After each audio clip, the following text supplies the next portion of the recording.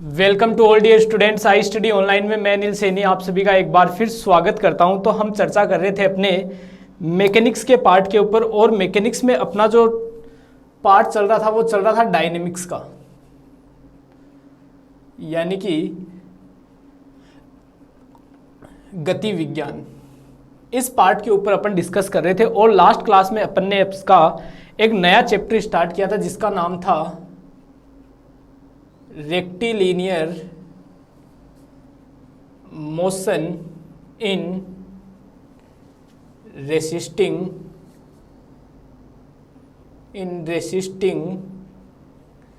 Medium, यानी कि प्रतिरोधी माध्यम में सरल रेखीय गति। ये वाला चैप्टर अपन ने लास्ट क्लास में स्टार्ट किया था और मैंने इसके अंदर बताया था आपको हम टोटल 4 केस पढ़ेंगे। ठीक है, टोटल 4 के, वैसे तो 2 ही केस हैं लेकिन एक केस में 2 केस और निकल कर आते हैं। जैसे पहला केस अपन पढ़ते हैं कि जो हम क्या करते हैं, एक पार्टिकल को पहले तो नीचे से ऊपर की तरफ फेंकते हैं। ठीक है, उस समय जो प्रतिरोधी माध्यम है वो इस प्रकार का है कि उसके अंदर जो प्रतिरोध है, रेसिस्टेंस है, वो वेग के डायरेक्टली प्रोपोर्शनल है। ठीक है, फिर हम क्या करते हैं, इसी कण को ऊपर से नीचे की तरफ छोड़ते हैं। ठीक है, और दोनों में ये कंडीशन रहती है। ठीक है, तो एक केस तो ये होता है जब R डायरेक्टली प्रोपोर्शनल होता है V के, यानी कि रेसिस्टिंग या resistance directly proportional to velocity. पहला तो ये केस होता है। ठीक है, इस केस में अपन ये 2 केस पे स्टडी करते हैं। ठीक है, ये वाला अपन कर चुके थे लास्ट क्लास में कि जब ऊपर से नीचे की तरफ फेंका जाता है। दूसरा केस आता है इसमें जब R डायरेक्टली प्रोपोर्शनल होता है V स्क्वायर के, मतलब इसके स्क्वायर के डायरेक्टली प्रोपोर्शनल हो। ठीक है, ये 2 कंडीशन अपनी बनती है और इसके अंदर भी फिर 2 केस होते हैं। एक तो पार्टिकल को नीचे से ऊपर की तरफ फेंका जाता है, एक बार ऊपर से नीचे की तरफ। ठीक है, इनके ऊपर हम स्टडी करते हैं और चारों केस मोस्ट इंपॉर्टेंट हैं। एग्जाम में चारों में से एक हर बार आपको पूछा जाता है, ये मैंने आपको बताया था। और साथ ही मैंने लास्ट क्लास में ये भी कहा था आपको कि अगर आप एक पढ़ लेते हो तो उसके बाद आपको कहीं भी दिक्कत नहीं आती है। और उसके बाद मैंने बेसिक के रूप में आपको बताया था कि चाहे किसी पार्टिकल को आप नीचे से ऊपर की तरफ फेंक लो या ऊपर से नीचे की तरफ फेंक लो, ठीक है, हर बार इस पे 2 फोर्स काम करते हैं। ठीक है, इसके ऊपर 2 फोर्स लगते हैं। पहला तो होता है जो धरती माता का, वो कौन सा होता है, ग्रेविटेशनल फोर्स। ठीक है, और वो क्या होता है, mg, और हमेशा किस डायरेक्शन में लगता है, नीचे की तरफ लगता है। क्लियर। और दूसरा होता है इसमें रेसिस्टेंस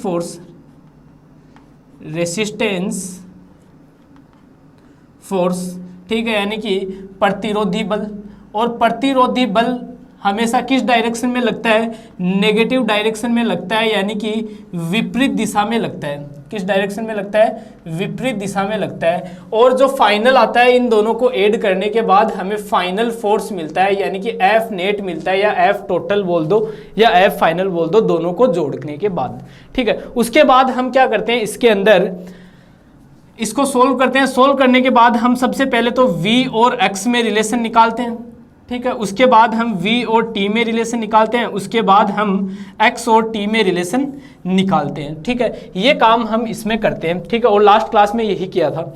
आज की क्लास में हम आगे बढ़ते हैं और उसी केस का, उसी जो पार्ट था उसका दूसरा केस पढ़ते हैं, जब मैं उस पार्टिकल को ऊपर की तरफ फेंक रहा हूँ। लास्ट क्लास में अपन ने स्टडी की थी जब वो पार्टिकल नीचे की तरफ आ रहा था। ठीक है, जब हम उसको रेस्ट पोजिशन से छोड़ रहे थे, अब उसको हम u वेग से, स्मॉल u वेग से ऊपर की तरफ फेंकेंगे, तब उसकी क्या कंडीशन बनती है उसके ऊपर चर्चा करते हैं। तो उसका स्टेटमेंट पहले मैं लिख देता हूं। स्टेटमेंट क्या कह रहा है, इसका स्टेटमेंट कह रहा है ए पार्टिकल ऑफ मास m, इसका स्टेटमेंट है ए particle of mass m is projected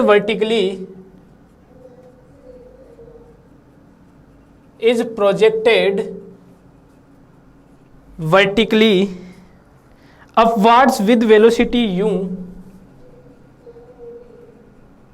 upwards with velocity u under gravity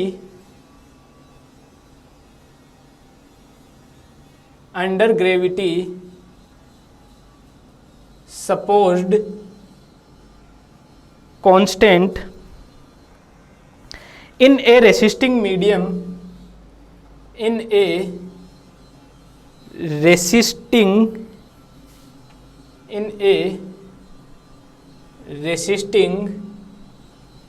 medium whose resistance varies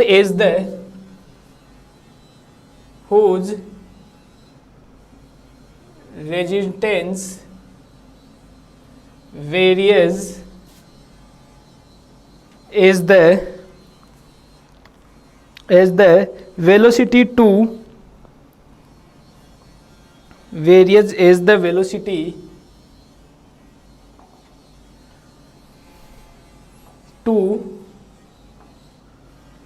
discuss it's motion, इसकी गति की विवेचना करो। हिंदी मीडियम वालों के लिए मैं रिपीट कर रहा हूं, m द्रव्यमान का एक कण है जिसको u वेग से ऊपर की तरफ फेंका जाता है, ठीक है, स्मॉल u वेग से ऊपर की तरफ फेंका जाता है और वो गुरुत्वाकर्षण के अधीन एक ऐसे माध्यम में फेंका जाता है जिसका प्रतिरोध वेग के समानुपाती है। यानी कि जो प्रतिरोधी मीडियम है, जो प्रतिरोधी माध्यम है, एक ऐसे माध्यम में फेंका जा रहा है जिसका प्रतिरोध क्या है, v के समानुपाती है। क्लियर, ये कंडीशन है। अब करते हैं इसके ऊपर चर्चा। तो देखना मेरे पास क्या है, मैं क्या कर रहा हूं, एक पार्टिकल को ऊपर की तरफ फेंक रहा हूं। ये पार्टिकल को मैंने ऊपर की तरफ फेंक दिया। क्लियर सभी स्टूडेंट को, पार्टिकल ऊपर की तरफ जा रहा है। क्लियर सभी स्टूडेंट को, मैं मान लेता हूं t समय पे ये पार्टिकल यहां इस बिंदु P पर है, ठीक है। इस दौरान इसने जो दूरी तय की वो मैं मान लेता हूं x है, ठीक है। इस दौरान इसने जो डिस्टेंस तय की वो कितनी है, x है। क्लियर सभी स्टूडेंट को, आगे बढ़ते हैं। और साथ ही अब देखना इसके ऊपर लगने वाले बल की बात करता हूं। जब पार्टिकल ऊपर की तरफ जा रहा है तो इस पे दो बल, मैंने बताया था, चाहे नीचे फेंक दो चाहे ऊपर फेंक दो, दो बल हमेशा इसके ऊपर लगेंगे। कौन सा लगेगा, एक तो लगेगा भाई साहब आपका ग्रेविटेशनल फोर्स, जो हमेशा किस तरफ लगता है, नीचे की तरफ, जो क्या होता है mg। क्लियर सभी स्टूडेंट को। और दूसरा कौन सा होगा, जो रेसिस्टेंस फोर्स यानी कि प्रतिरोधी बल, वो क्या है आपका r directly proportional to v। Clear सभी स्टूडेंट को, ये नीचे की तरफ क्यों लग रहा है, क्योंकि पार्टिकल ऊपर की तरफ जा रहा है। पार्टिकल ऊपर की तरफ जा रहा है तो प्रतिरोध हमेशा किस तरफ होगा, उसकी उल्टी दिशा में होगा। मतलब ये क्या करता है, हमेशा विरोध करता है, ठीक है। तो ये किस तरफ आ गया, नीचे। और मैंने बताया था ये हमेशा नेगेटिव डायरेक्शन में ही लगता है। जब इसका ये समानुपाती हटाओगे तो यहाँ एक कांस्टेंट आपको लेमडा मिल जाएगा, ठीक है। ये क्या आ गया आपका, ये यूनिट मास पर लगने वाला फोर्स हो गया, यूनिट मास पर फोर्स हो गया, यानी कि एकांक द्रव्यमान पर लगने वाला बल। ये एकांक द्रव्यमान पर लगने वाला बल हो गया कौन सा, तो m द्रव्यमान पर, m मास पर रेसिस्टेंस फोर्स कितना हो जाएगा सर, m लेमडा v हो जाएगा। किस डायरेक्शन में है, नेगेटिव डायरेक्शन में है, तो यहां नेगेटिव भी लगा दो। अब एक चीज देखना, यहां जो मेरे पास ग्रेविटेशनल फोर्स है mg, वो भी विपरीत दिशा में ही लग रहा है। mg भी पार्टिकल ऊपर की तरफ जा रहा है और mg नीचे की तरफ लग रहा है, यानी कि ये mg भी कैसा होगा, नेगेटिव होगा। क्लियर कहानी सभी स्टूडेंट को। यानी कि इसके ऊपर जो दो बल कार्य कर रहे हैं उनमें एक तो कौन सा हो गया, ये हो गया, और दूसरा कौन सा हो गया, ग्रेविटेशनल फोर्स हो गया साहब। ग्रेविटेशनल फोर्स यानी कि गुरुत्वाकर्षण बल, जो क्या होगा, माइनस का mg होगा। क्लियर सभी स्टूडेंट को। अब इसकी हम थ्योरी लिखना चाहेंगे तो क्या लिखेंगे, हम लिखेंगे कि माना u velocity, small u velocity से कोई पार्टिकल ऊपर की तरफ एक ऐसे माध्यम में, एक ऐसे मीडियम में फेंका जाता है जिसका रेसिस्टेंस वेलोसिटी के हमेशा डायरेक्टली प्रोपोर्शनल होता है, यानी कि डायरेक्टली प्रोपोर्शनल है, ठीक है। ऐसे माध्यम में फेंक रहे हैं जिसका रेसिस्टेंस वेलोसिटी के डायरेक्टली प्रोपोर्शनल है, यानी कि अर्थात r directly proportional to small v। Clear सभी स्टूडेंट को। प्रारंभ में वेलोसिटी कितनी है ये बताओ, स्टार्टिंग में वेलोसिटी है इसकी u, ठीक है। स्मॉल u क्या है इसकी, स्टार्टिंग में वेलोसिटी है। ए particle projected upward with velocity u, small u, ये जब प्रारंभ में इसको ऊपर की तरफ फेंक रहा है ना, उस टाइम की है, स्टार्टिंग की है। क्लियर सभी स्टूडेंट को। तो चलते हैं अब हम आगे अपने डेरिवेशन की तरफ। तो देखना ये चीजें हमारे पास आ गई। अब इतनी चीजें आपके पास आ गई तो डेरिवेशन करने में कोई दिक्कत आपको नहीं होगी, ठीक है। ये चीजें आपके पास आ गई तो यहां से मैं एफ नेट निकालूंगा, मतलब एफ टोटल निकालूंगा।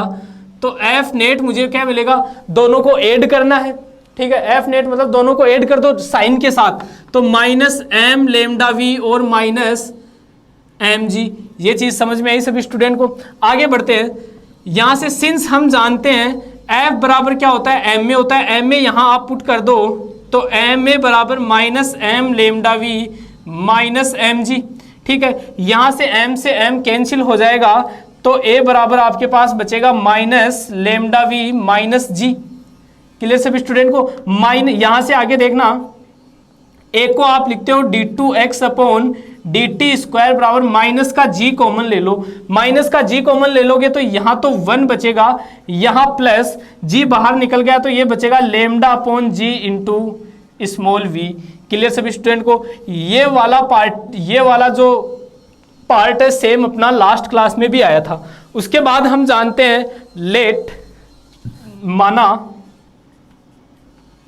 माना लिमिटिंग वेलोसिटी, या आप इसको फाइनल वेलोसिटी अर्थात अंतिम वेग, ठीक है। फाइनल वेलोसिटी अर्थात अंतिम वेग कैपिटल V हो तो, ठीक है। अब अंतिम वेग मैंने क्या बताया था आपको, कैपिटल V लेकर चल रहे हैं, अंतिम वेग V लेकर चल रहे हैं। और अंतिम वेग मैंने बताया था फाइनल वेलोसिटी हमेशा कैसी होती है, कांस्टेंट होती है। वेलोसिटी कांस्टेंट है तो एक्सीलरेशन क्या होगा, 0 होगा, क्योंकि एक्सीलरेशन क्या होता है, चेंज इन वेलोसिटी, ठीक है। मतलब वेग में परिवर्तन ही क्या होता है, त्वरण होता है, ठीक है। लेकिन यहां वेग तो कांस्टेंट ले लिया मैंने यहां, अर्थात आप क्या कहोगे, अर्थात स्मॉल v बराबर क्या हो जाएगा, कैपिटल V, एंड a बराबर क्या हो जाएगा, 0। और a क्या है, ये रहा। तो 0 बराबर minus g 1 plus lambda upon g into capital V। Clear सभी स्टूडेंट को। अब यहां से देखो आप v का मान निकालो, ये g तो 0 में चला जाएगा तो इधर बचेगा 1 plus lambda upon g into v बराबर 0। यहां से आपको मिलेगा lambda upon g into v बराबर माइनस का 1, तो यहां से आपको लेमडा अपॉन जी बराबर मिलेगा माइनस का 1 अपॉन वी। यही मिलेगा, लेमडा अपॉन जी बराबर क्या मिलेगा, माइनस का 1 अपॉन वी आपको यहां से मिल जाएगा। अब एक चीज मैं आपको बता देता हूं, ठीक है। ये क्या है, मेरे पास अंतिम वेग की कहानी आ गई, ठीक है। ये लेमडा अपॉन, जो इसको आप लिख सकते हो v बराबर माइनस का g अपॉन लेमडा, एक ही बात है, ये लिख सकते हो। ये क्या है, आपका अंतिम वेग है, ठीक है, जो कांस्टेंट है, ठीक है। अंतिम वेग है जो कांस्टेंट है। ध्यान रखना ये हमेशा हम पॉजिटिव ही लेते हैं, ठीक है। इसको हमेशा हमें कैसा लेना होता है, पॉजिटिव ही लेते हैं। तो ध्यान रखना जब भी आप ये v का मान निकालोगे, ये नेगेटिव साइन को आपको हटा के रखना है, ठीक है। ये आप नहीं लोगे, ठीक है। अर्थात आप v बराबर क्या लिखोगे, g अपॉन लेमडा लिखोगे। क्लियर सभी स्टूडेंट को। तो इस यहां वापस चलते हैं अपन, तो अपने पास लेमडा अपॉन जी का मान, ये पॉजिटिव लेना है मैंने आपको बता दिया, तो लेमडा अपॉन जी का मान कितना हो जाएगा, 1 अपॉन वी हो जाएगा यहाँ पे। तो देखना ये वैल्यू मैं वापस यहाँ पुट करता हूँ, अब इसको हटा देता हूँ, इसकी जरूरत हमें नहीं पड़ेगी।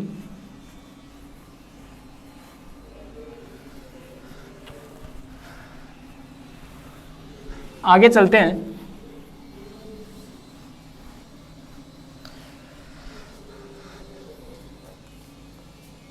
अब देखो यहां से मेरे पास आया लेमडा अपॉन जी बराबर 1 अपॉन वी। ये लेमडा अपॉन जी का मान मैं क्या रखूंगा, यहां रखूंगा, ठीक है। लेमडा अपॉन जी का मान मैं मेरी इस इक्वेशन में रख देता हूं। तो देखना d2x अपॉन dt स्क्वायर बराबर माइनस का g 1 plus small v upon capital V। Clear कहानी सभी स्टूडेंट को। आगे बढ़ते हैं तो यहां से देखना d2x अपॉन dt स्क्वायर बराबर, ये एलसीएम ले लो तो माइनस का g v plus small v upon capital V, ठीक है। इसको बाहर निकाल लो तो d2x अपॉन dt स्क्वायर बराबर माइनस का g अपॉन v और v plus small v। Clear सभी स्टूडेंट को। ये अपने पास एक इक्वेशन आ चुकी, ठीक है, ये इक्वेशन से हम अब आगे रिलेशन निकालेंगे। ठीक है, यहां से मैं निकालूंगा डिस्टेंस। ठीक है, डिस्टेंस और वेलोसिटी में रिलेशन, अर्थात अब यहां से अपना पहला टॉपिक जो पहला पॉइंट आता है वो आता है relation between v and x, x तथा v में संबंध। इसका मतलब है आपको अगर वेलोसिटी दी हुई हो तो आप डिस्टेंस निकाल सकते हो, अगर आपको डिस्टेंस दी हुई हो तो आप वेलोसिटी निकाल सकते हो। इसलिए अपन ये रिलेशन फाइंड करते हैं। तो देखना, अब सिंस हम जानते हैं, हम क्या जानते हैं, हम जानते हैं d2x अपॉन dt स्क्वायर बराबर होता है v dv अपॉन dx बराबर होता है dv अपॉन dt। अब देखो v और x में रिलेशन मुझे इनमें से किस में मिलेगा, तीनों में से इसी में मिलेगा। ठीक है, रिलेशन किस में निकालना चाह रहा हूं, v और x में। तो आप d2x अपॉन dt स्क्वायर की जगह ये वाले टर्म पुट कर दो, तो v dv अपॉन dx बराबर माइनस का g upon v capital V plus small v। Clear कहानी सभी स्टूडेंट को। अब यहां से मैं क्या करता हूं, इसको इधर उधर करके v को एक तरफ लेता हूं और x वाली टर्म को एक तरफ लेता हूं, फिर इसका इंटीग्रेशन करता हूं। तो देखना, इस तरफ चलते हैं आप आगे देखना, v dv अपॉन इसको इधर ले आओ, तो small v plus capital V बराबर माइनस का g upon v into dx को मैं इधर ले गया तो माइनस का g अपॉन v dx, और इसको मैं नीचे ले आया तो v dv upon v plus v। अब मैं क्या करता हूं, मैं या तो इसमें स्मॉल v जोड़कर घटा देता हूं तो भी मेरा काम हो जाएगा, या फिर और एक शॉर्ट फॉर्म है इसकी, आप क्या कर दो, इसमें भाग दे दो v में, v प्लस कैपिटल V का भाग दे दो, तो एक बार जाएगा तो v plus capital V, sign change करोगे माइनस माइनस, यहाँ बचा माइनस का v, तो माइनस का v में इसमें भाग दोगे तो v प्लस v, यानी कि आपके पास जब इसको जब डिवाइड किया आपने v प्लस v को, तो आपको मिला 1 minus v upon v plus capital V। इस टर्म को आप इस प्रकार से भी लिख सकते हो। इसको लिखने के कई तरीके हैं। ठीक है, पहला तरीका तो ये हो गया लिखने का। ठीक है, दूसरा तरीका क्या होता है, आप इसमें v जोड़ दो और v घटा दो। तो देखना, ये तो डिवाइड करने वाला, डिवाइड कब करते हैं, जब नीचे और ऊपर ये मतलब दोनों वेरिएबल सेम हो और ऊपर वाली पावर या तो नीचे वाली के बराबर होनी चाहिए या बड़ी होनी चाहिए, उसी कंडीशन में आप भाग देते हो। ये चीज सभी को पता है। नेक्स्ट इसमें क्या कर सकते हो आप, इसमें ऊपर वाले में v जोड़ दो और v घटा दो, कैपिटल V। ठीक है, कैपिटल V जोड़ दो और कैपिटल V इसमें से घटा दो, एक ही बात है। तो v प्लस V, दोनों को अलग अलग, इतना पार्ट एक जगह ले लो तो v plus V upon v plus V minus v upon v plus V, ये कट के एक हो जाएगा तो 1 minus v upon v plus V। तो दोनों का मतलब एक ही है, चाहे ये ऐसे निकाल लो तब भी यही मिलेगा डिवाइड करके, या फिर v जोड़कर घटाकर निकालोगे तो भी यही मिलेगा। ठीक है, तो ये तो देखो नॉर्मल कैलकुलेशन है, ये चीजें आपको खुद को आनी चाहिए। ठीक है, आगे चलते हैं। तो मुझे यहां से क्या मिलेगा, यहां से मैं इसको लिख सकता हूं sir 1 minus v upon v plus capital V और dv बराबर माइनस का g अपॉन v dx। ये इसको आप लिख सकते हो। अब यहां से मैं करता हूं इसका इंटीग्रेशन करता हूं तो देखना, ये dv अंदर जाएगा तो dv का तो क्या हो जाएगा v माइनस ये v कांस्टेंट है, इसका हो जाएगा log v plus capital V बराबर माइनस का g upon v into x. Clear कहानी सभी स्टूडेंट को। और प्लस में कांस्टेंट ले लो इधर, कोई c1 बराबर, ये कांस्टेंट आ गया। अब मैं बात कर, इसको मैं सीधा करके लिख लेता हूँ माइनस का g upon v x equals to ये v माइनस, इसको पहले लिख रहा हूँ minus capital V log v plus capital V, ये आ गया। क्लियर कहानी सभी स्टूडेंट को। और साथ में एक कांस्टेंट c1 भी है। अब मुझे इस कांस्टेंट की वैल्यू चाहिए। ठीक है, तो मैं वापस स्टार्टिंग पॉइंट की बात करता हूं, तो प्रारंभ में, ठीक है, तो प्रारंभ में वेलोसिटी क्या है दोस्तों, प्रारंभ में ये इसको यूं वेलोसिटी से ऊपर फेंक रहा था, मतलब प्रारंभ में स्टार्टिंग में वेलोसिटी क्या थी, यहां यूं है, लेकिन पीछे वाले में क्या थी, पीछे वाले में 0 थी। क्यों थी, क्योंकि उसने बोला था कि रेस्ट पोजीशन से वो नीचे की तरफ गिर रहा है, मतलब विराम अवस्था से उसको छोड़ा जा रहा है। विराम अवस्था का मतलब वो रेस्ट पोजीशन में था प्रारंभ में, लेकिन यहां इसने बोला कि प्रारंभ में उसको यूं वेग से फेंका जा रहा है। ठीक है, प्रारंभ में उसको u वेग से फेंका जा रहा है, तो प्रारंभ में वेग यानी कि वेलोसिटी कितनी आ गई, u आ गई। ठीक है, ये अर्थात v बराबर क्या हो गया सर, स्मॉल u, एंड प्रारंभ में और क्या है इसमें x है, तो x बराबर क्या रहेगा, 0। तो स्टार्टिंग में वेलोसिटी जो डिस्टेंस है वो तो 0 ही है ना, स्टार्टिंग में दूरी तो तय की ही नहीं ना उसने।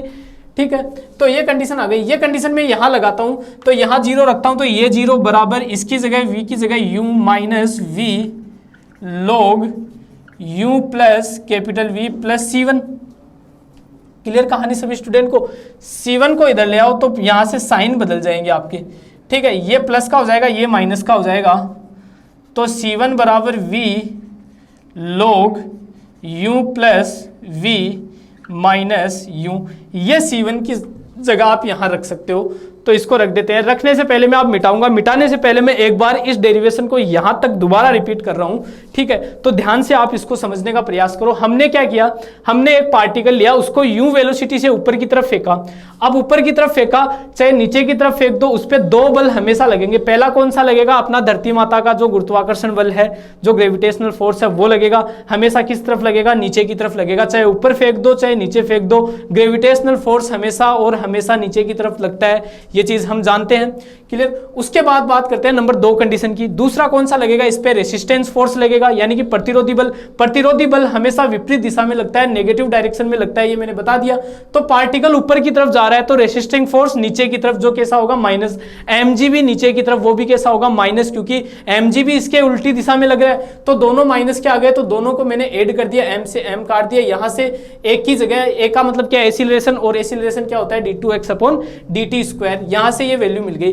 अब मैं मान लेता हूं इसकी जो लिमिटिंग वेलोसिटी है, या लिमिटिंग वेलोसिटी बोल दो, या फाइनल वेलोसिटी बोल दो, या अंतिम वेग बोल दो, या चरम वेग बोल दो, जो मर्जी है वो बोल दो। ठीक है, ये हमेशा कैसा होता है, कांस्टेंट होता है। लास्ट क्लास में मैंने बताया ये हमेशा कांस्टेंट होता है। वेलोसिटी कांस्टेंट है तो वहां से एसिलरेशन क्या होगा, 0 होगा।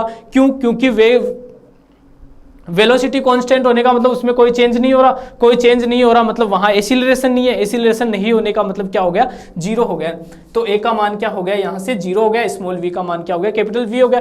ये सारी कंडीशन मैंने यहां अप्लाई की, यहां अप्लाई की, तो मुझे यहां से ध्यान रखना ये मान नेगेटिव का मिला, लेकिन अंतिम वेग को हमेशा किस कंडीशन में लेना है, आपको पॉजिटिव वे में ही लेना है। इसलिए इस वैल्यू को हम कैसा लेंगे, पॉजिटिव लेंगे। ठीक है, यहां से ये मुझे वैल्यू मिल गई, मैंने अपनी इक्वेशन में रखा। रखने के बाद मैंने क्या किया, इसका इंटीग्रेशन किया। इंटीग्रेशन करने के बाद मैंने प्रारंभिक स्थिति से केस लगाकर इसका C1 का मान निकाला। अब C1 का मान मैं वापस इस समीकरण में पुट करने जा रहा हूं, तो आगे की कहानी आप देखते हैं।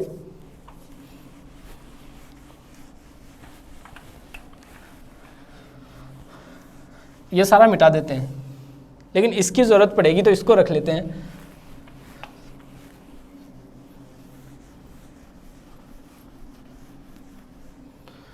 तो देखना, C1 का मान रख देते हैं माइनस का g/v x बराबर small v minus v log v plus capital V, plus C1 का मान है v log u plus v minus u, v log u plus v minus u।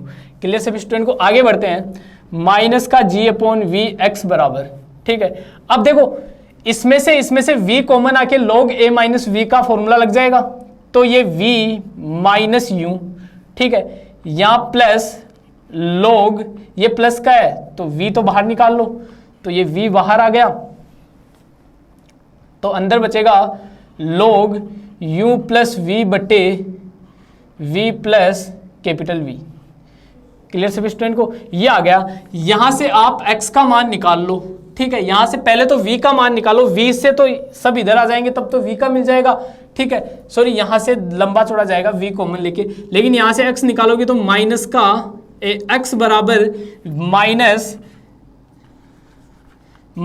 v/g, v उधर चला जाएगा, g नीचे आ जाएगा और माइनस इधर आ जाएगा, तो v minus u plus v log u plus v/v plus capital V।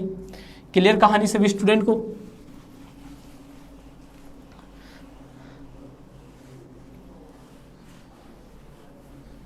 यहां तक क्लियर हुआ होगा, ये ब्रैकेट बंद। अब चाहो तो इसको अंदर ले सकते हो आप, x बराबर माइनस का v capital V upon g minus minus plus, तो u v upon g plus ये minus v square upon g log u plus v बटा v प्लस वी, ये क्या आएगा अपने पास x और v में रिलेशन आ जाएगा। ठीक है, ये क्या मिल जाएगा हमें x और v में रिलेशन मिल जाएगा। एक बार इसको चेक कर लेते हैं अपन। x और v में हमें रिलेशन मिलेगा x बराबर वी स्क्वायर अपॉन जी, ठीक है, वी स्क्वायर अपॉन जी और log v plus u upon v plus v.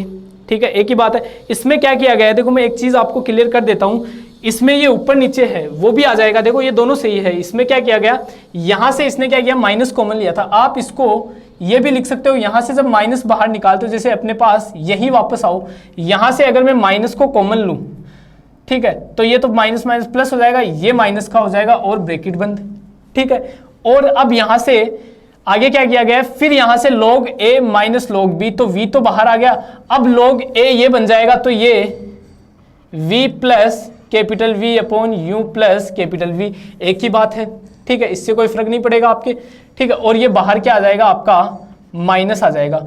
ठीक है, और ये भी क्या आ जाएगा, माइनस आ जाएगा, और ये v प्लस कैपिटल V और ये u plus capital V। Clear कहानी सभी स्टूडेंट को। अब देखना x बराबर, जब जैसे ही आप इसको अंदर लोगे तो ये सही है एकदम। ठीक है, और ये यहाँ पे कैसा आ जाएगा, इस बार प्लस का आ जाएगा। क्लियर, इसमें क्या किया इसने, इस प्रकार से लिखा है x बराबर v अपॉन जी को बाहर ही रखा है, v अपॉन जी को बाहर रखा है, ये u minus v plus v square upon g log u plus v बटा v प्लस कैपिटल V। एक ही बात है, ये भी एकदम करेक्ट है। ठीक है, ये भी एकदम करेक्ट है, गलत नहीं है। यहां आप माइनस कॉमन ना लेना चाहो, एक चीज बता देता हूं, यहां आप माइनस कॉमन ना लेना चाहो, इसको एज इट इज ही रखना चाहो, तो भी आपका डेरिवेशन एकदम सही है। माइनस कॉमन नहीं लोगे, माइनस कॉमन नहीं लोगे तो आपके पास यहाँ ये प्लस का आ जाएगा, और ये कैसा आ जाएगा, यहाँ u प्लस वी, ये v प्लस यू, ये इस प्रकार से आ जाएगा, ये प्लस रहेगा, और ये आपके पास u प्लस वी, ये v प्लस वी। क्लियर कहानी, तो ये क्या बन जाएगा आपके पास, यहाँ माइनस का बन जाएगा, और ये v प्लस वी और ये u प्लस वी। ठीक है, ये v प्लस वी और ये u प्लस वी और ये माइनस का। तो एक ही बात है, आप इसको ऊपर और इसको नीचे कब लिख सकते हो, यहाँ माइनस कॉमन लेके इसको ऊपर नीचे लिख सकते हो। ठीक है, तो डेरिवेशन दोनों तरीके से सही है, गलत नहीं है। कई स्टूडेंट के दिमाग में हो जाए कि माइनस प्लस की मिस्टेक हो गई होगी, नहीं ऐसा कुछ नहीं है। माइनस प्लस का खेल मैंने यहाँ से बता दिया, क्योंकि हम जानते हैं log a minus log b बराबर होता है log a अपॉन b। ठीक है, अब इसको आप क्या लिख सकते हो, इसको आप अगर ये लिखना चाहो minus log b upon a, तो ये भी सही है, दोनों का मतलब एक ही है। आप देखो,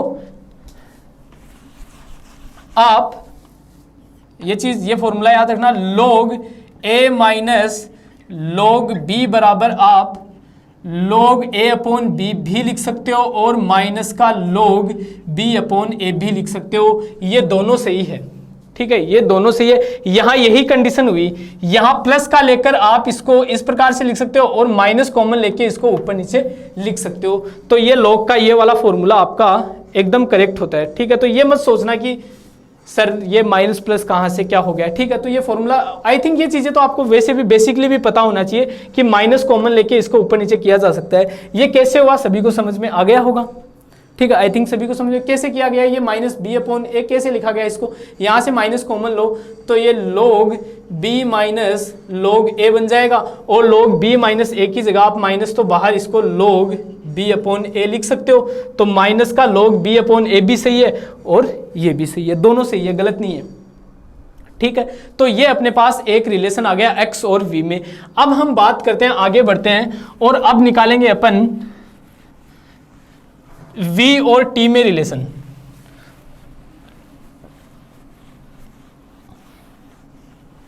अब अपन बात करेंगे v और t में रिलेशन की।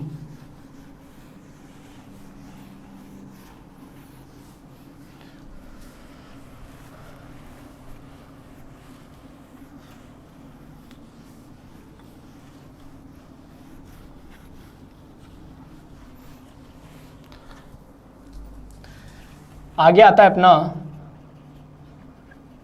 Relation between v and t।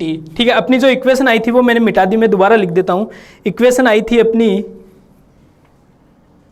d2x upon dt square बराबर माइनस का g अपॉन कैपिटल V और v प्लस कैपिटल V। ये अपने पास इक्वेशन आई थी। अब मुझे रिलेशन किस में चाहिए? मुझे रिलेशन चाहिए v और t में। v और t में चाहिए तो मैं इस d2x अपॉन dt स्क्वायर को क्या लिख सकता हूँ? dv अपॉन dt लिख सकता हूँ। तो मैं इसको लिख सकता हूँ dv अपॉन dt। क्लियर सभी स्टूडेंट को? बरा और dv अपॉन dt भी कैसे लिख सकते हैं पता है ना? इसको आप लिख सकते हो d अपॉन dt और dx अपॉन dt, एक ही बात है। d2x अपॉन dt स्क्वायर बराबर ये लिख सकते हो। और dx अपॉन dt क्या होता है? आपका v होता है, तो dv अपॉन dt किसके बराबर आ गया? d2x upon dt square. ठीक है, ये मैंने पिछले वाले चैप्टर में आपको बता दिया था। आगे चलते हैं। तो dv अपॉन dt बराबर माइनस का g अपॉन v प्लस ये आ गया। ठीक है, अब dt को उधर ले जाओ और इसको इधर ले आओ, तो dv upon v plus small v बराबर माइनस का g अपॉन v dt। अब कर दो इसका इंटीग्रेशन, तो इंटीग्रेशन करोगे तो log capital V plus small v बराबर प्लस कांस्टेंट ले लो c2 बराबर माइनस का g अपॉन v और t। क्लियर सभी स्टूडेंट को? यहाँ से इसका क्या हो जाएगा? log v प्लस c2 बराबर माइनस का g upon v into T हो गया। क्लियर सभी स्टूडेंट को? अब मैं वापस बात करता हूँ प्रारंभ की, यानी कि स्टार्टिंग की, प्रारंभ की बात करता हूँ। तो प्रारंभ में c2 प्रारंभ में t बराबर तो क्या रहेगा? 0 और v बराबर क्या रहेगा? u, क्योंकि स्टार्टिंग में ये किस वेलोसिटी से फेंक रहा है? उसको u वेलोसिटी से फेंक रहा है। क्लियर सभी स्टूडेंट को? ये सारी की सारी कंडीशन में यहाँ अप्लाई करता हूँ, तो log v plus u plus c2 बराबर माइनस का g अपॉन v इंटू 0, तो ये 0 हो जाएगा।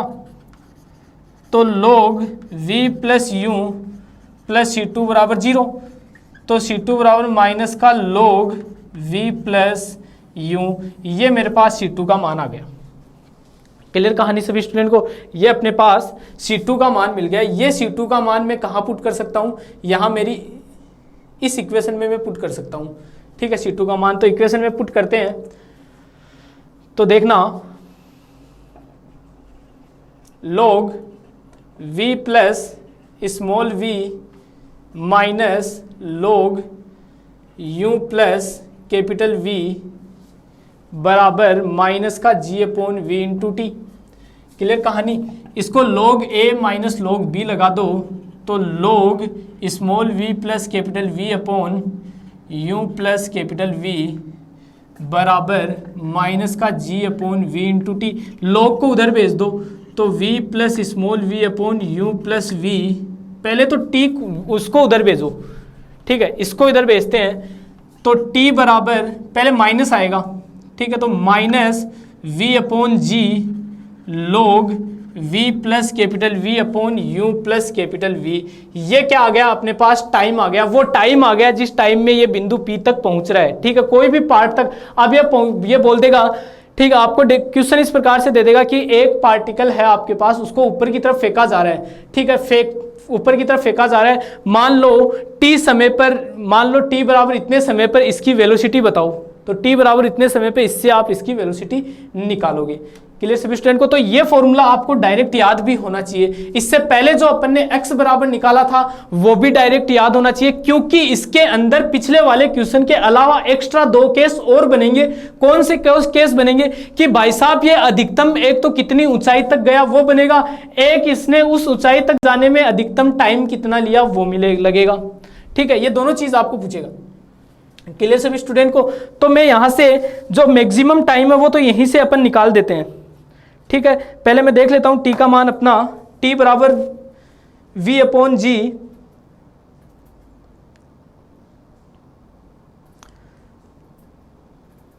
एक सेकेंड, अपने पास एक माइनस था,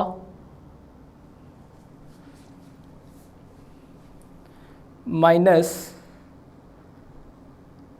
ये C2, ये 0, ये नेगेटिव, फिर अपने पास आया log यहाँ से G/VT। हाँ एक ही बात है, ठीक है, वही चीज़ आप इसको माइनस कॉमन लेके आप इसको ये भी लिख सकते हो T बराबर, आप यहाँ से माइनस दोबारा बाहर निकालो तो minus minus plus V/G log ये ऊपर चला जाएगा U plus V/V plus capital V, एक ही बात है। T का ये मान भी एकदम सही है। अब यहाँ से हम बात करते हैं कि अब देखो ये पार्टिकल ऊपर की तरफ गया, ठीक है, ये पार्टिकल मैंने ऊपर की तरफ फेंका। अब ऊपर की तरफ फेंका तो एक टाइम ऐसा आएगा ना कि उसके बाद ये वापस नीचे भी आएगा। ऐसा थोड़ी ना होगा कि ये ऊपर की तरफ फेंक दिया तो ऊपर ही चला जाएगा, वापस कभी आएगा ही नहीं, ठीक है, ऐसा तो हो ही नहीं सकता, ठीक है। तो मैंने जब इसको ऊपर की तरफ फेंका तो मान लो यहां पर आकर ये वापस आएगा, ठीक है, उसको हम बोलते हैं उड्डयन काल, उड्डयन काल या टाइम ऑफ फ्लाइट, ठीक है, इसको उड्डयन काल बोलते हैं, टाइम ऑफ फ्लाइट। तो ये कितना लेगा ये, ठीक है, मतलब अधिकतम ऊंचाई तक जाने में लिया गया समय, ठीक है, इसको उड्डयन काल बोलते हैं, टाइम ऑफ फ्लाइट। ये टाइम और इस टाइम में फर्क क्या है दोनों में? ये टाइम तो उस कंडीशन में काम में आएगा जब ये बोलेगा कि एक पार्टिकल आपका इस वेलोसिटी से फेंका जा रहा है, मतलब 10 मीटर प्रति सेकंड से आपका ये एक पार्टिकल ऊपर की तरफ फेंका जा रहा है, तो मुझे टाइम बताओ आप, ठीक है, इस वेलोसिटी पे 10 मीटर प्रति सेकंड पे इसका टाइम कितना होगा, ठीक है, इस बिंदु तक पहुंचने के लिए ये कितना टाइम लेगा, ये होगा, ठीक है। और ये वाला तो उस कंडीशन में काम में आएगा, ये वाला जब काम में आएगा तब ये बोलेगा कि इतने मीटर प्रति सेकंड से फेंका तो अधिकतम ऊंचाई तक जाने में कितना समय लेगा, मैक्सिमम हाइट तक, मतलब वो हाइट बतानी है जहां पर पहुंचने के बाद ये वापस नीचे आए। फेंका, ऊपर जा रहा है, ऊपर जा रहा है, ऊपर जा रहा है, यहां से फेंका, ये ऊपर आ रहा है, ऊपर आ रहा है, यहां पर आकर रुक गया, मतलब रुका हुआ दिखाई नहीं देता, लेकिन एटलीस्ट यहां पे आके इसकी वेलोसिटी 0 तो होती है, फिर ही तो नीचे आता है वापस। या ऐसे थोड़ी होती है कि ऊपर जा रहा है, वेलोसिटी 0 हुए बिना ये वापस नीचे आ जाएगा, ऐसा तो होगा नहीं। ऊपर जाएगा, उतनी देर तक जाएगा जब तक इस पे जो वेग कार्य कर रहा है वो शून्य ना हो जाए, तब तक फिर ये वापस नीचे आएगा, ठीक है। तो ये उड्डयन काल, टाइम ऑफ फ्लाइट, ये क्या होता है, जो मैक्सिमम हाइट, अधिकतम ऊंचाई पर इसने जो टाइम लिया, ठीक है। अब मैं मान लेता हूं, माना मैक्सिमम टाइम पर इसने जो टाइम लिया वो कैपिटल T मान लेता हूं, और उस कंडीशन में जो वेलोसिटी है वो क्या रहेगी आपकी, 0 हो जाएगी, ठीक है। अधिकतम ऊंचाई पे इसकी वेलोसिटी क्या हो जाएगी, 0 हो जाएगी, क्योंकि बिना वेलोसिटी के वापस तो नीचे आ ही नहीं सकता, ठीक है, ये वापस तो कभी आ ही नहीं सकता ना बिना वेलोसिटी 0 हुए, ठीक है। कई स्टूडेंट कहे कि हाँ 0 हुए बिना ये वापस आ जाए, तो ऐसा तो पॉसिबल इसमें है नहीं, क्लियर सभी स्टूडेंट को। तो इस कंडीशन में आप क्या कहोगे कि T बराबर T, तो V बराबर भी क्या हो जाएगा, 0 हो जाएगा। क्लियर सभी स्टूडेंट को, यहाँ तक समझ में आएगा। ये V स्मॉल वाला आएगा, सॉरी, ये तो स्मॉल u तो प्रारंभिक वेग है, स्मॉल u तो प्रारंभिक वेग है, इसलिए यहाँ स्मॉल v आएगा, ठीक है। स्मॉल u तो इसका स्टार्टिंग में वेलोसिटी है, इसलिए ये 0 नहीं होगा, ये वाला 0 होगा, ठीक है। ये v का मान क्या होगा, 0। ये यहाँ पुट कर दो तो t बराबर V/G log u plus V/V, ये क्या आ गया अपने पास, मैक्सिमम टाइम आ गया। ये वो टाइम हो गया जो अधिकतम ऊंचाई तक जाने में ये लेगा। क्लियर सभी स्टूडेंट को। तो एक डेरिवेशन आपका ये और कंप्लीट होता है, दोनों फॉर्मूले। ये फॉर्मूला याद रख लोगे तो इसको याद रखने की जरूरत आपको नहीं पड़ेगी। आगे बढ़ते हैं अपन। अगला रिलेशन आता है रिलेशन बिटवीन x और t, ठीक है। x और t में रिलेशन आता है तो उसको भी निकालते हैं।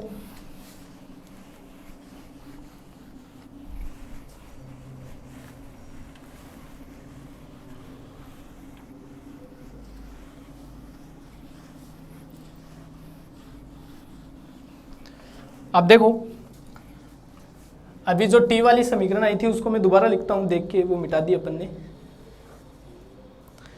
समीकरण आया था अपना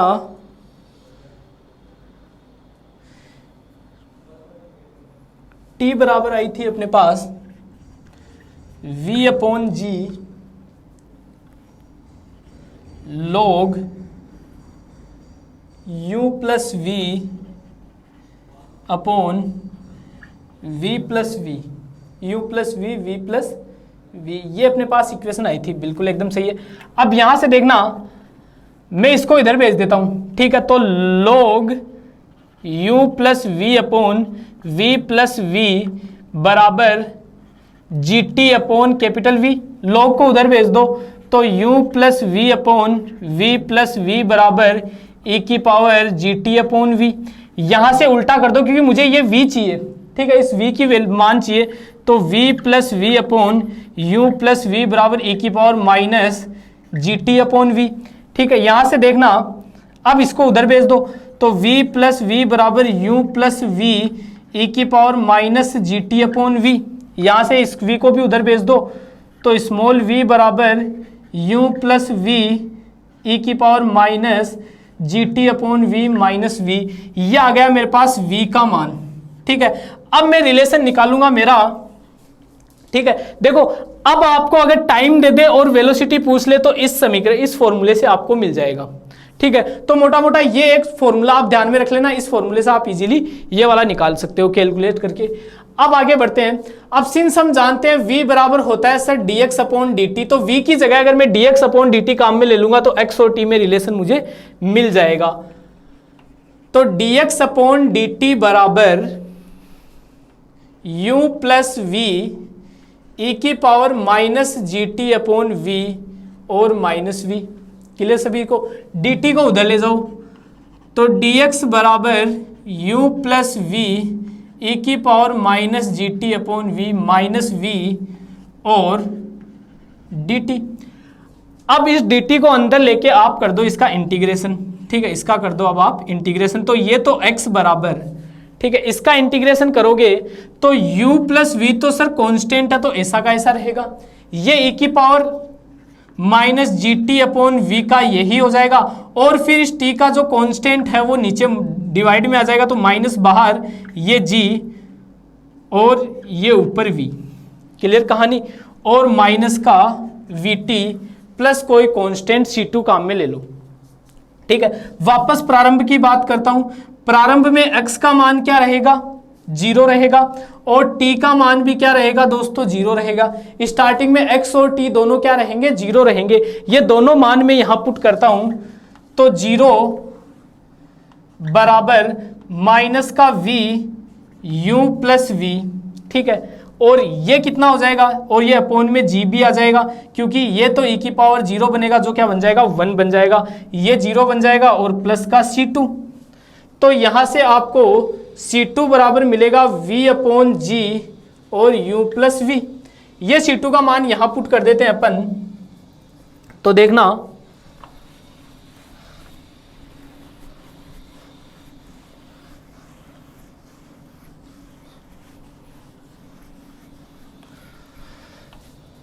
ये c2 का मान पुट करते हैं, तो x बराबर ये रहा as it is minus v upon g u plus v e की power minus g t upon v minus v t plus c2 का मान है आपके पास v upon g u plus v. ये आ गया। क्लियर सभी स्टूडेंट को? आगे बढ़ते हैं।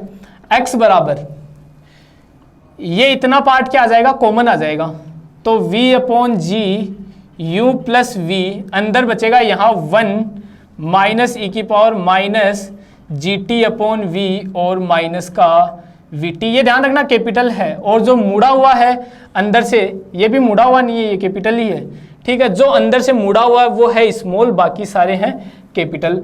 तो ये वाला आ गया साहब मेरे पास x और t के अंदर रिलेशन, ठीक है। ये x और t में मेरे पास रिलेशन आ गया। क्लियर सभी स्टूडेंट को? तो आपका ये यहाँ तक ये वाला पार्ट भी कंप्लीट होता है। x बराबर v upon g u plus v 1 minus e की power minus g t upon v minus v t. अब मेरे पास एक समीकरण जो x और t में, x और v में जो रिलेशन आया था वो मैं एक बार दोबारा लिखता हूँ।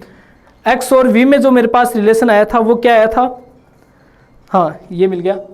x बराबर v square upon g log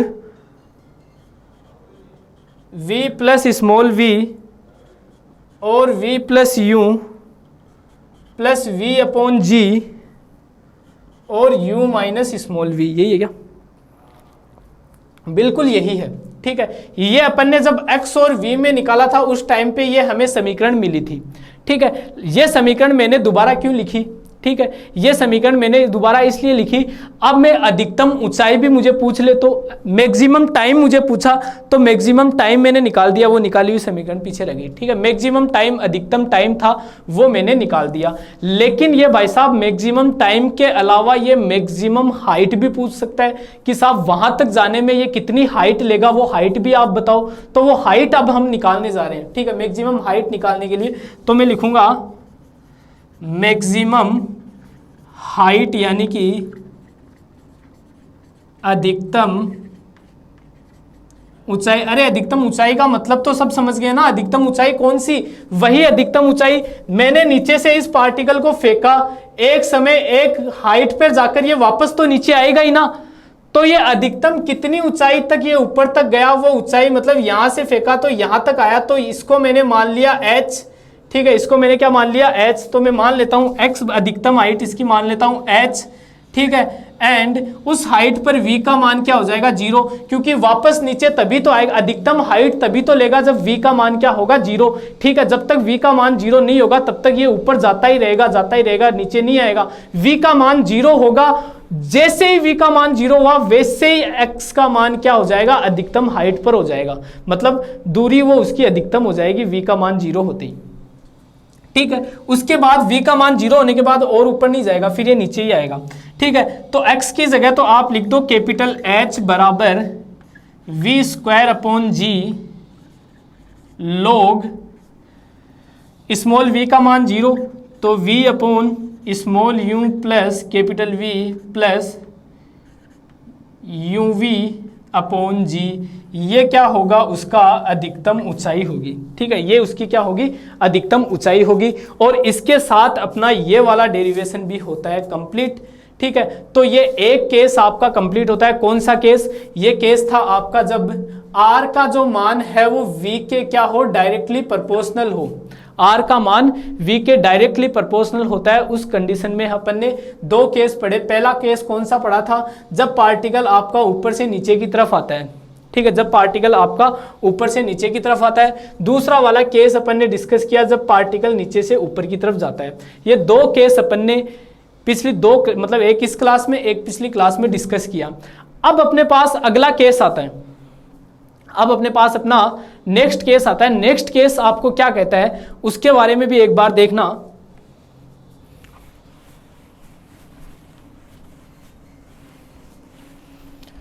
अगला केस आता है आपके पास, अपन बात करेंगे resistance directly proportional to square of velocity. ठीक है, पिछले वाले केस में क्या देख रहे थे हम? इतना ही। इस बार क्या देख रहे हैं अपन? इतना। ठीक है, पूरा का पूरा डेरिवेशन सेम चलेगा। ठीक है, जहां v था वहां v स्क्वायर हो जाएगा। दिक्कत कहां आएगी? इंटीग्रेशन में आएगी। अगर इंटीग्रेशन आपको आता है तो आपको ये पढ़ने की भी जरूरत नहीं पड़ेगी। दिक्कत आएगी तो इंटीग्रेशन में आएगी और कहीं नहीं आएगी। और एक चीज और बता देता हूं, इसके क्वेश्चंस भी ऐसे ही हैं। इसके जो न्यूमेरिकल्स हैं वो न्यूमेरिकल्स भी इसी टाइप के हैं कि पार्टिकल को बस न्यूमेरिकल में ये चेंज हो जाएगा कि इस बार ये क्या कर रहा है? हॉरिजेंटली तो चल रहा है, सॉरी वर्टिकली फेंक रहा है, मतलब ऊर्ध्वाधर ही तो फेंक रहा है, वर्टिकल फेंक रहा है उस। और क्वेश्चंस में क्या हो जाएगा? ये सीधा भी फेंक देगा, मतलब हॉरिजेंटल भी फेंक देगा, क्षैतिज दिशा में भी फेंक देगा। ठीक है, ऊपर जा रहा है नीचे भी ये भी कर लेगा। ऊपर जाने में और नीचे आने में लगा कुल समय पूछ लेगा। नीचे ऊपर गया एक पॉइंट ले लेगा, नीचे आने में वापस उस दोनों पॉइंट के बीच का कंपैरिजन पूछ लेगा। इस प्रकार के क्वेश्चन है। बाकी क्वेश्चन पूरे के पूरे इन्हीं के ऊपर है, इन डेरिवेशन के ऊपर। ये मान लो जो पीछे वाला जो चैप्टर पढ़ा था उससे भी काफी इजी एक चैप्टर है। ठीक है, उससे भी बहुत ईजी है। वैसे देखा जाए तो इस डायनेमिक्स को अगर इंटरेस्ट के साथ अपन पढ़ते हैं, पूरी की पूरी मैकेनिक्स मान लो, इसको हम थोड़े से इंटरेस्ट के साथ पढ़ते हैं, ठीक है, समझ कर इसको चलते हैं, तो ये बहुत ही इंटरेस्टिंग सब्जेक्ट है। अब किसी स्टूडेंट को ये कुछ चीज़ पता है, क्या पता है कि हाँ ग्रेविटेशनल फोर्स है, वो गुरुत्वाकर्षण बल जो है वो हमेशा क्या होता है, mg होता है, और किस तरफ लगता है, हमेशा नीचे की तरफ लगता है, ठीक है, धरती की तरफ लगता है, पृथ्वी की तरफ लगता है, ये चीज़ पता है, ये चीज़ अपन बचपन से पढ़ते आ रहे हैं, ये चीज़ सबको पता है। तो यहाँ तो एक चीज़ वो लग गई। दूसरी चीज़, जो रेसिस्टेंस होता है वो हमेशा नेगेटिव डायरेक्शन में लगता है, तो उसके साथ नेगेटिव साइन आ जाएगा, ये चीज़ भी हमें पता होनी चाहिए, ठीक है। प्रतिरोध का मतलब विरोध करना, और विरोध हमेशा उल्टी होता है। अगर मैं सही बात बोल रहा हूं तो मेरा विरोध करने वाला मेरा उल्टा बोलेगा, अगर मैं उल्टी बात बोल रहा हूं तो मेरा विरोध करने वाला मेरी उल्टी बोलेगा, ठीक है। तो विरोध करने वाले का मतलब समझ गए होंगे आप, ठीक है, जिनको हम विरोधी बोलते हैं। तो विरोधी हमेशा क्या करते हैं, वो हमारे उल्टा ही बोलते हैं, हम जैसा करेंगे उसका उल्टा ही वो बोलेंगे, क्योंकि उनका काम है विरोध करना, ठीक है, उनका काम क्या है, विरोध करना। और विरोध करने वाले हमेशा क्या करते हैं, उल्टा ही चलते हैं, ठीक है। चाहे हम उल्टे चल रहे हैं तो वो हमारे उल्टे चल लेंगे, एक ही बात है। हम गलत हुए तो वो हमें सही बोलेंगे, तो हो गया तो विरोधी। अगर हम सही है, उसको विरोध करना है, तो वो क्या बोलेगा, गलत ही बोलेगा। तो कुल मिला के बात है, विरोध करने का मतलब क्या हो गया, ठीक है, जो उल्टा चले, उल्टा चलने का मतलब नेगेटिव। तो इसके ऊपर हमेशा साइन कैसा आएगा, नेगेटिव आएगा। ये चीज़ आपको ध्यान में होनी चाहिए, ये इतनी सी चीज़ आप दिमाग में बिठा लो, तो ये चीज़ भी हमें पता है।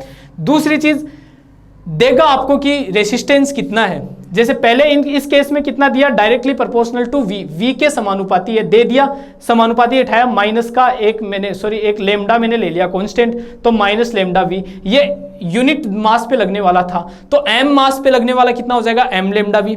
दोनों का फाइनल का मतलब दोनों को ऐड कर दो, दोनों को ऐड कर दिया, f नेट बराबर मुझे मिल गया। अब f बराबर m हम जानते हैं, दोनों को इक्वल कर दिया, m से m उड़ा दिया, फिर रिलेशन निकाल दिए, ठीक है। तो इन डेरिवेशन में कुछ नहीं था। इसी प्रकार जो पीछे वाले अपन ने चैप्टर में पढ़ा था, उनमें भी सेम कहानी थी, उनमें भी ऐसा कुछ नहीं था, बस समझने का खेल है। फिजिक्स क्या है, ये भौतिक विज्ञान क्या है, एक पूरा का पूरा समझने का खेल है। जितना अच्छे से आप, क्योंकि ये पार्ट पूरा फिजिक्स का ही है, अपन फिजिक्स ही पढ़ रहे हैं, मैकेनिक्स किस में चलता है, फिजिक्स में चलता है। जैसे बीएससी फर्स्ट ईयर में फिजिक्स आप पढ़ के आए हो, बीएससी फर्स्ट ईयर में पढ़िए सभी ने मैकेनिक्स, ठीक है, जो फिजिक्स के पार्ट में चलती थी, ठीक है। तो वही पार्ट यहाँ मैथ के अंदर इंक्लूड कर दिया गया, क्लियर सभी स्टूडेंट को। तो आगे हम बढ़ेंगे और इसके स्क्वायर के ऊपर हम चर्चा करेंगे अपनी अगली क्लास में। तो मिलते हैं अपनी नेक्स्ट क्लास में, तब तक के लिए आपका दिन शुभ रहे, धन्यवाद।